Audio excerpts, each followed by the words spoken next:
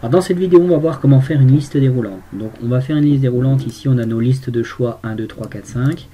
Notre liste déroulante de 1 à 5 avec une cellule liée qui correspond au résultat de ce qui est sélectionné dans notre liste déroulante.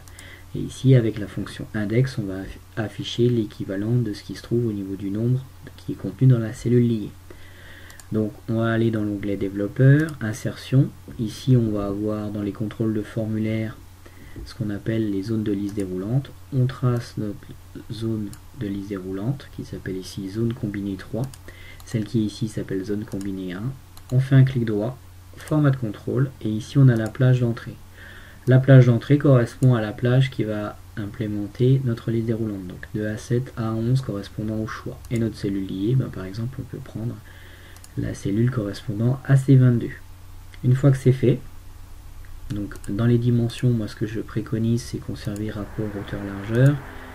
Et puis dans les propriétés, ne pas déplacer, ça permet de, lorsque vous utilisez les colonnes ou les lignes et que vous élargissez ligne ou colonne, de ne pas bouger votre zone ici de liste déroulante.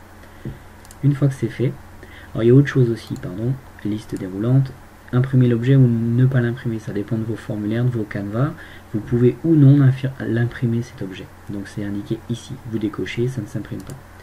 Une fois que ça c'est fait, vous avez votre liste déroulante qui est prête. Et donc la cellule liée qui est ici. Après il vous reste à utiliser la fonction index. Donc vous utilisez la fonction index par rapport à la plage ici de A7 à A11 et on va renvoyer la valeur contenue dans la cellule liée et la cellule liée et la cellule C22. Je ferme la parenthèse, je valide par entrée, ça correspond au choix numéro 5. Donc ça c'est ce qui peut être utilisé dans des canevas type facturation, type bordereau de livraison, etc. Voilà comment faire une zone de liste déroulante rapidement sur Excel et de choisir une cellule liée associée. Je vous remercie pour votre attention et je vous dis à très bientôt.